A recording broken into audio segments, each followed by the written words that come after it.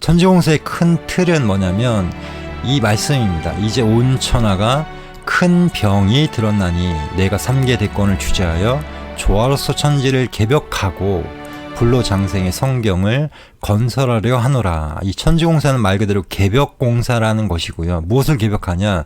천지, 하늘과 땅을 뜯어 고치는 공사를 보셨다라는 것입니다. 그럼 개벽 후의 세상은 어떠냐라고 했을 때 불로 장생의 성경을 건설하게 된다라는 것입니다. 그래서 가장 중요한 것은요, 천지공사를 보실 수밖에 없는 사항이 이 하늘과 땅과 인간 세계가 모두 선천상극의 질서 속에서 병들었다라는 것입니다. 그래서 천지공사는 크게 보면 천지를 뜯어 고치는 일이고 천지와 함께하는 일이고 천지의 공적인 일이다라고 해서 이 병든 천지를 개벽하여 하늘과 땅에 살고 있는 인간과 신명을 건져내는 이 상제님의 구원 사업이요, 이 프로그램이다. 그래서 하느님의 인류구원 프로젝트라고 이름을 지어봤습니다. 내가 이제 천지를 개벽하여 하늘과 땅을 뜯어 고치고 무국대도를 세워 선천상국의 운을 닫고 조화성경을 열어 고에 빠진 어쪽 장생을 건지려 하노라. 무국대도라는 것은 뭐냐면 극이 없는, 한계가 없는, 끝이 없는 무궁한 대도를 말하는 것입니다. 이것이 바로 이제 하느님의 도이고 하느님의 진리이죠. 그래서 하늘도 뜯어 고치고 땅도 뜯어 고쳐 물샐 틈 없이 도수를 긋게 짜놓았으니 제한도에 돌았는데도 새 기틀이 열리리라 라고 해서 이 상제님이 천지공사를 보신 1901년부터 1909년까지 그 이후에는요, 이 천지공사의 내용대로 세계의 역사가 그대로 흘러가게끔 돼 있습니다. 그 내용들을 이제 볼 텐데요. 제일 먼저 이 천지공사는 하늘과 땅과 인간에 대한 공사입니다. 그렇기 때문에 하늘은 사실은 신도를 말하는 것이고요. 이 사람이 죽어서 가는 세상, 그리고 또 사람이 왔던 세상이 바로 이 신도 세계입니다. 신도 세계가 대비되는 것이 사실은 이 땅 위의 인사인데요. 이 신도 세계의 천지공사는 가장 먼저 조화정부라는 것을 결성을 하셨습니다. 그래서 천상 신명계를 이제 통일을 하게 되는데요. 예를 들면 대통령이 새로운 나라 살림을 시작을 할 때는 가장 먼저 하는 것이 정부를 조직하는 것입니다. 그래서 정부를 개각하거나 정부 요인을 새로 선출을 하게 되는데요. 그것처럼 하느님도 이 천지공사를 보실 때 조화정부를 먼저 결성을 하셨습니다. 그 다음에 땅의 문제죠. 그래서 지운을 통일하는 공사를 보십니다. 그리고 인간 역사, 그 중에서도 이 세계의 역사와 이 도운사, 증산도가 흘러가는 그런 역사를 보시게 됩니다. 그래서 세운과 도운이라고 합니다. 조화정부의 신명계 통일공사를 먼저 보겠습니다. 내가 이제 신도를 조화하여 조화정부를 열고 모든 일을 도의에 맞춰 진리에 맞춰 무궁한 성경의 운수를 정하니니 라고 했습니다. 그래서 조화정부를 먼저 여셨다. 신도 세계를 통일하셨다라는 것인데요. 조화정부는 크게 보면은 이렇게 나눌 수가 있습니다. 만고 원신, 만고 역신, 세계 문명신과 도통신, 세계 지방신, 그리고 각 성씨의 설령신, 그리고 자연신들로 구성이 되어 있습니다. 만고 원신은요, 짧게 설명을 드리면 인류사의 과정에서 원한 맺혀 죽은 모든 신명이 다 만고 원신입니다. 그 중에서도 단주 대종을 그 종장으로 삼으셨습니다. 단주는 누구냐면요, 요임금의 아들, 왕자죠. 근데 이 분이 사실은 그 굉장히 영민하고 지혜로운 분이었는데 여러 가지 이유로 인해서 정치를 하지 못하고요. 너는 바둑이나 둬라 해가지고 바둑의 원조입니다. 이 단주의 해원 공사를 첫머리로 한다라고 하시는데 그 이유가 뭐냐면 단주는 천륜을 해한 이 인류 역사의 기록의 시초다라고 했습니다. 그래서 이 상제님의 천지공사는요, 인간 세상의 그런 것들을 다 취해서 쓰십니다. 그래서 상제님이 뭐라고 하셨냐면 천륜으로 우주 일간이라 라고 하셨는데요. 우주도 사실은 하나의 집이고 그 관계는 우리 가족과 같다라는 것이죠. 그래서 이 천륜을 해야 한다는 것은 우주의 질서가 무너지는 것이기 때문에 모든 관계가 무너지는 이 첫 번째이기 때문에 이 단주 대종을 그 첫머리로 하게 됩니다.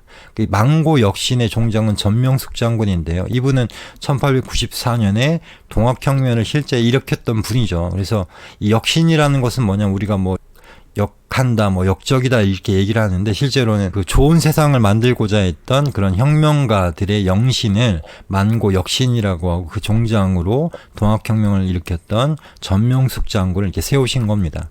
세계 문명신과 도통신은 종장이 마테오 르치 신부님입니다. 이분은 누구냐면 이탈리아 출신의 그 예수의 신부님이었는데요.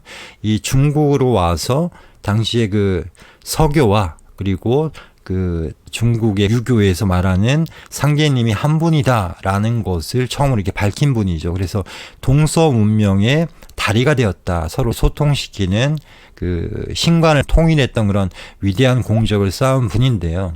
이 분이 이제 종장이 되고 보시면은 이 선도, 불도, 유도, 서교, 역도라고 해서 이 선천 종교의 종장들이 지금까지는 노자석가, 공자, 예수, 복희씨였는데 이 상계님 천지 공사로 인해서 이 조화정부에서는 최수훈 대신사, 진묵 대성사, 뭐 주의 대성사, 마테루 신부님, 김일부 대성사로 이렇게 교체가 됩니다. 그래서 이 선천 종교의 종장들은 리타이어, 은퇴를 했다는 것입니다. 그리고 이분들이 조화정부에 참여를 해서 이런 종교 공사를 이렇게 보시게 됐습니다.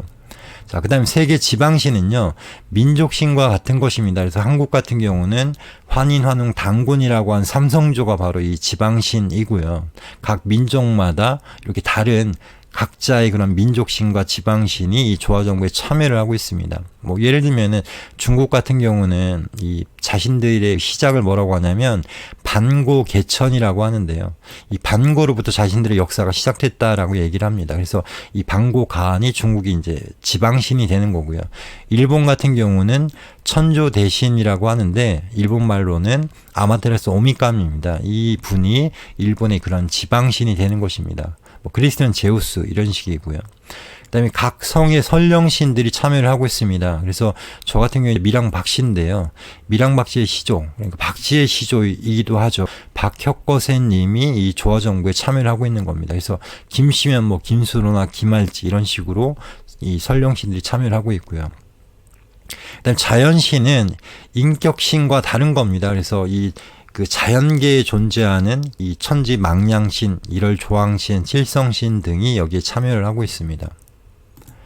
이 천지공사의 내용은요, 쉽게 얘기하면은 이 원판과 복사판과 같습니다. 그래서 태상종사님 이렇게 얘기를 하셨습니다. 상계님이 신명세계를 조직해서 세상 둥그러 가는 틀을 짜신 것이 천지공사다. 그걸 쉽게 얘기하면 사진의 원판과 같고, 그러니까 천지공사는 사진의 원판과 같은 것이고 인간 세상이 역사적으로 표출되는 것이 복사판이다라고 해서 천지공사에서 짜신 그대로 실현이 되는 것이 바로 이 틀이다라는 것이죠. 예를 들면 롯데타워 같은 경우에 이런 설계도를 정말 꼼꼼하게 이렇게 짜잖아요. 그러면 이 설계도대로 이 롯데타워가 이렇게 건설이 되는 것처럼 이런 인류 역사의 이정표를 짜신 게 바로 이 천지공사다라는 것입니다. 자, 그 다음에는 지운을 통일하는 공사를 보십니다. 그래서 지운을 통일하려면 부모산으로부터 비롯해야 할지라 모악산으로 주장을 삼고 회문산을 응기시켜 산하의 기령을 통일할 것이다 라고 했습니다. 이 우리나라 땅에는 지금 이 한반도 땅에는요, 이 특히 전라도 지역에는 이 사명당이 있습니다. 네 명당인데요.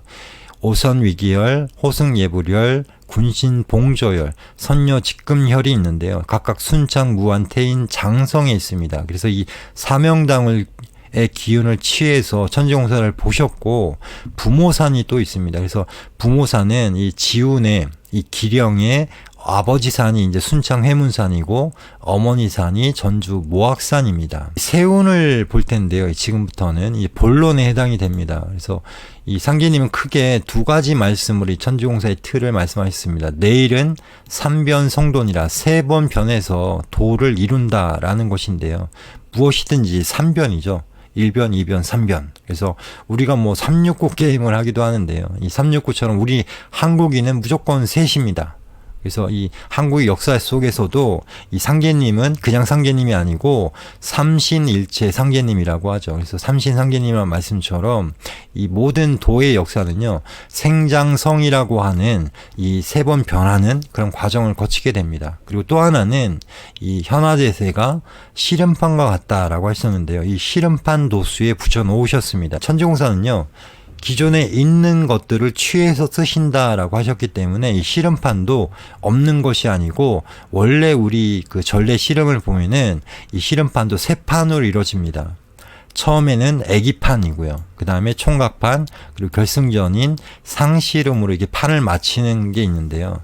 이 틀대로 천지공사를 짜셨습니다.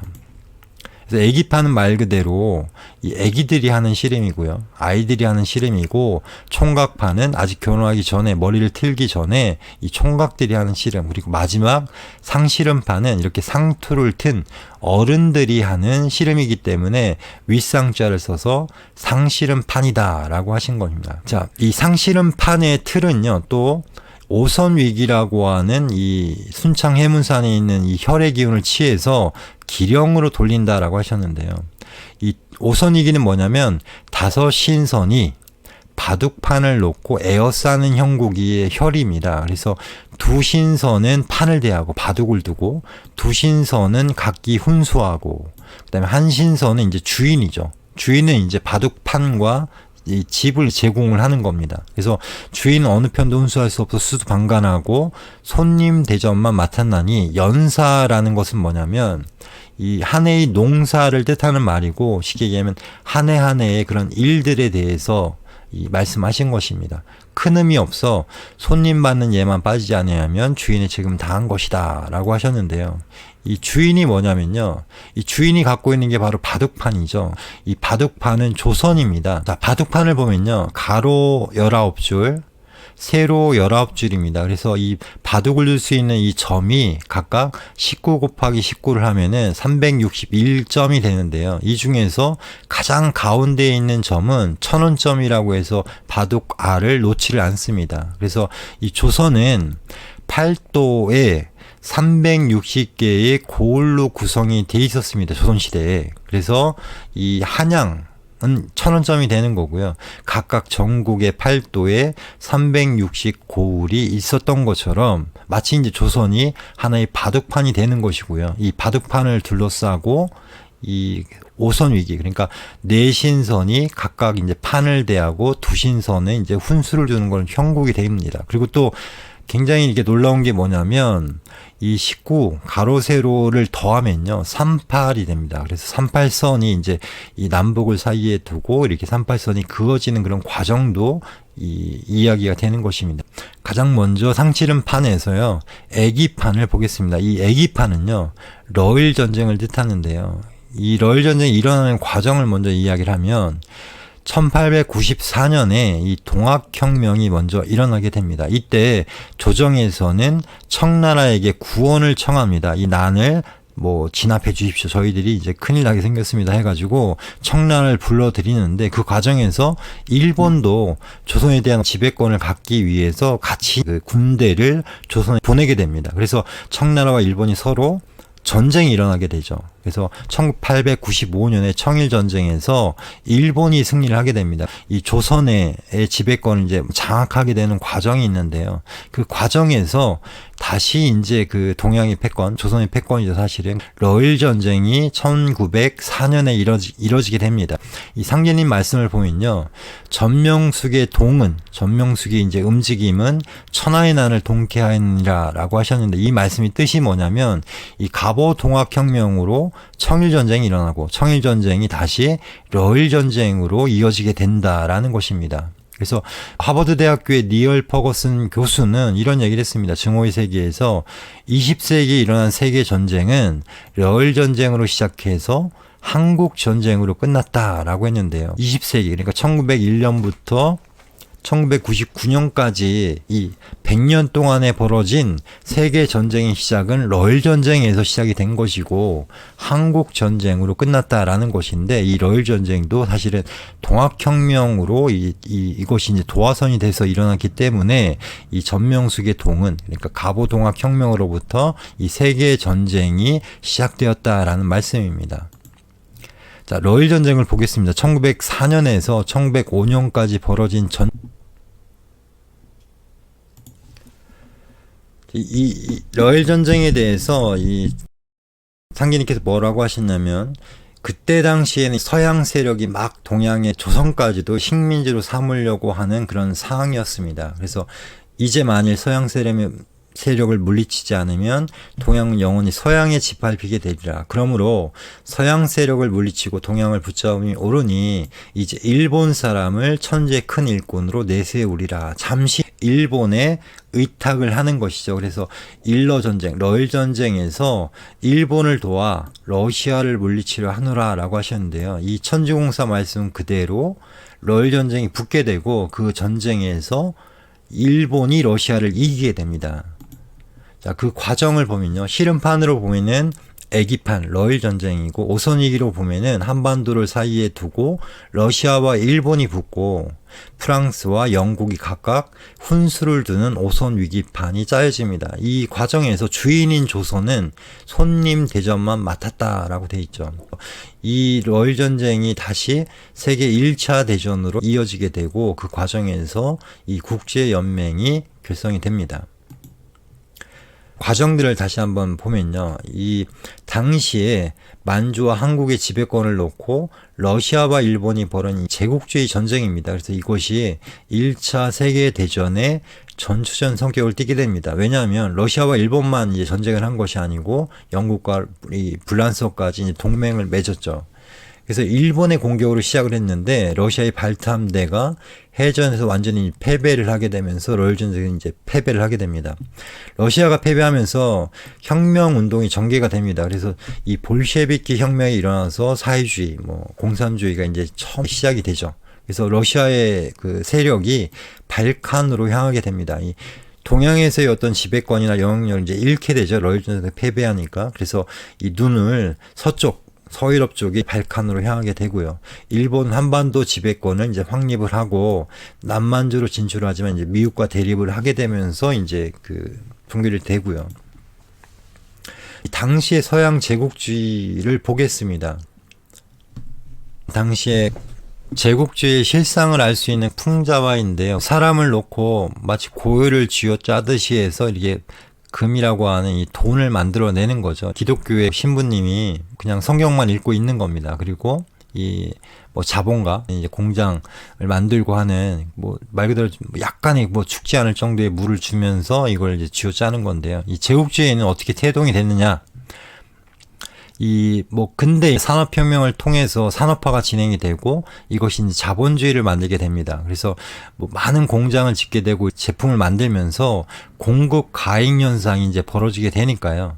이 시장을 개척하기 위해서 식민지 경쟁에 뛰어들게 되고, 당시에 어떤 사회의 철학은 뭐였냐면 이 다인의 그 진화론이 이제 그 득세를 하게 됩니다. 그래서 사회적 진화론은 약육강식의 자연도 저런데 우리 인간 문명도 이 약육강식의 그 질서가 지배하는 것이 자연의 법칙처럼 인간의 법칙이 아니냐라고 해가지고 제국주의라고 하는 식민지 정책을 만들게 됩니다. 그래서 세실 로즈라는 사람은 이런 얘기를 합니다.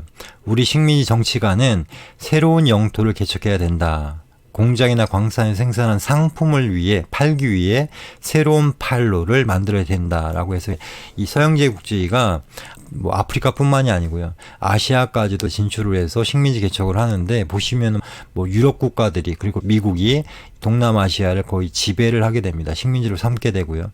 그 물결이 조선까지 오게 되는, 중국까지 오게 되는 그런 과정을 이야기를 한 것입니다. 그래서 러일 전쟁이 일어날 때 이 풍자를 보면요. 이 큰 사람은 러시아 사람이고요. 그 오른쪽 이 약소한 사람은 일본을 뜻합니다. 그래서 이 큰 사람은 유럽 챔피언이고요. 벨트를 그렇게 차고 있고, 그리고 일본은 아시아 챔피언인데 둘이 붙을 때는 당연히 러시아가 이길 거라고 누구나 전망을 했습니다. 그런데 일본이 이기게 되죠. 그래서 일본이 이길 수가 없는 전쟁인데 어떻게 일본이 이기게 됐냐라고 했을 때는 보이지 않는 손길이 작용을 했다. 그 손길이 무엇이냐라고 하면 이 상계님이 천지공사에 의한 것입니다. 당시에 이 발탐대가 완전히 괴멸을 하면서 이 러시아가 이제 지게 되는데요. 이 발탐대가 이 모습입니다. 이 발탐대는 당시에 뭐 서유럽 발칸반도 쪽에 있다가 이 지구를 한 바퀴 돌아서 이 일본 이 위에까지 오게 되는데요. 이 스시마를 사이에 두고 동편으로 갈지 서편으로 갈지 일본 함대는 모르고 있는 상황이죠. 근데 함대를 쪼갤 수가 없잖아요. 당시 발타 함대가 워낙 막강했기 때문에 일본 함대는 함대를 쪼갤 수가 없어서 동편이나 서편 한쪽을 막을 수밖에 없는 상황인데 이것을 꿈을 꾸게 됩니다. 야케마라고 하는 이 중장이 꿈에서 발타 함대가 두 줄로 줄지어 천천히 오는 것이 아주 분명하게 보였습니다라고 해서 이 동편으로 갈 것이라는 걸 미리 알고 이쪽에 진을 치게 됩니다. 그래서 당시에 이 발타 함대의 제독은 우리 함대가 대한해을 지나 스시마의 동편으로 진출하리라는 것을 어떻게 알았는지 도무지 이해가 가지 않는다라고 고백을 하기도 했죠. 그때 당시에 함대 간의 해전을 그린 영상을 잠깐 보도록 하겠습니다. 이 러일 전쟁에서 패배한 러시아는 발칸반도로 이동을 하게 되고 그 세력의 중심을 이동하게 되고요. 세계 1차 대전이 벌어지게 됩니다. 그 과정에 대해서 상계님은 이 천지공사에서 이렇게 말씀하셨습니다. 이제는 병된 천지를 바로잡아야 하느니라.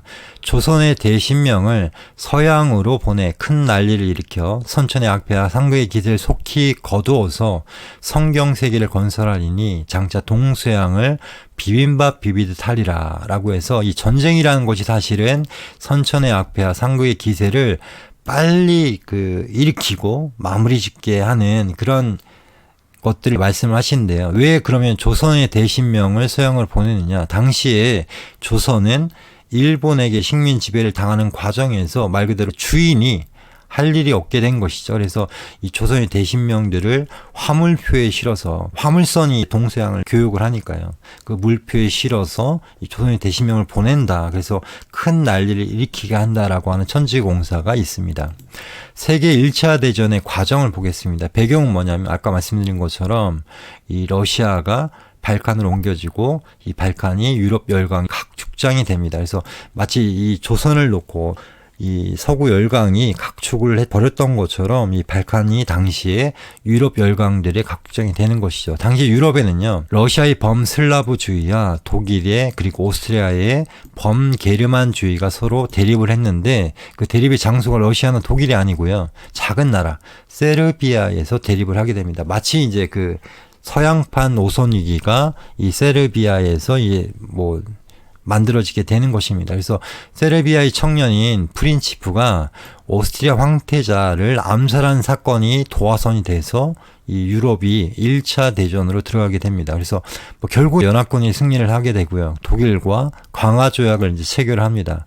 당시 소련을 견제하려던 미국의 윌슨 대통령은 민족 자결주의라는 걸 이야기합니다. 그러면서 이 유럽이 쪼개지죠. 그래서 다수의 동유럽 국가가 만들어지고요. 그다음에 러시아에서는 사회주의가 태동을 하고 황제가 정치하던 그런 황제정이 붕괴가 되고 나중에 이제 국제연맹이 만들어지게 됩니다. 오스트리아 황태자 사건을 잠깐 보겠습니다. 사라예보에 울린 총성이라고 되어 있는데요. 이 사건을 계기로 해서 오스트리아 헝가리 제국이 세르비아에 선전포고를 하고 이 많은 국가들이 전쟁에 말려들게 됩니다. 그래서 사라예보 사건은 1차 대전의 도화선이 되었는데요. 이때 이제 황태자를 암살한 사람이 바로 가브리엘로 프린치프입니다. 이 사람인데요. 이 사연이 있습니다. 당시에 가브리엘로 프린치프는 여러 동기들과 함께 황태자를 암살하기 위해서 원래 예정된 경로에 이제 매복을 하고 있었는데 갑자기 이 동선이 바뀌게 됩니다. 그래서 이 프린치프는 이제 동지와 함께 그냥 노천 카페에 앉아 있었는데요. 고개를 돌려보니까 갑자기 저쪽 길에서 황태자 부부가 탄 마차가 오고 있는 겁니다. 그래서 순간 갈등을 하죠. 그런데 이렇게 고백을 합니다. 쏴야 할 것인가 쏘지 말아야 할 것인가. 하지만 어떤 이상한 감정이 나를 황태자에게 다가서게, 심지어 내가 서 있던 보도에서 내려서게 만들었어요.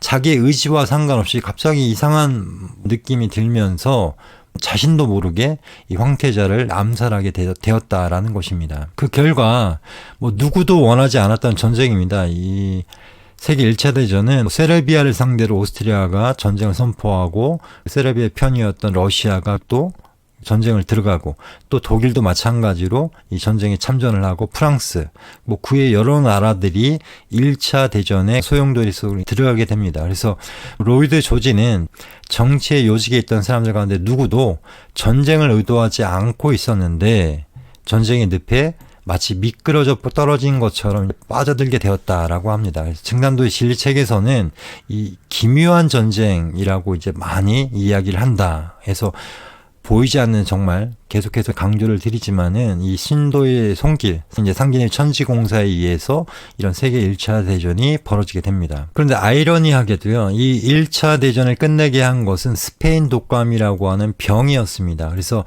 이 전사자가 약 1,500만 명이었는데요. 이보다 훨씬 많은 2,500만에서 5천만 명의 목숨을 앗아간 것이 바로 이 스페인 독감이고, 군대 내에서 전염병이 돌고 또 그 전쟁이 끝나면서 이 군인들이 자기 고향인 이 조국으로 돌아가면서 그 과정에서 전염병이 정말 급속도로 확산이 되게 됩니다. 그래서 정말 많은 사람들이 이제 목숨을 앗아가게 되고 그 결과로 1차 대전도 완전히 이제 종지부를 찍게 됩니다. 그래서 1차 대전 후에 이 국제평화기구로서 국제연맹이 설립이 되게 되지만 가장 중요한 임무였던 전쟁 방지 기능이 취약해서 유명무실하게 됩니다.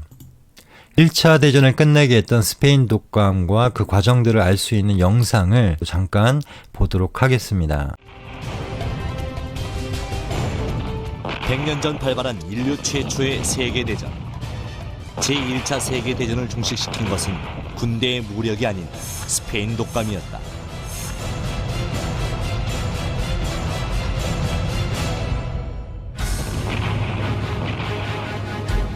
제1차 세계대전이 전 유럽을 휩쓸고 있던 1918년 초,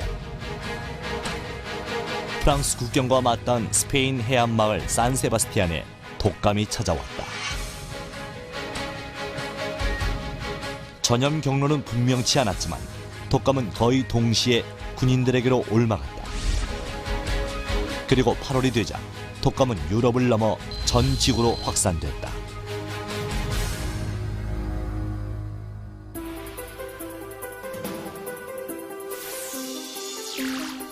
전 세계 인구 18억 명 중 30% 감염,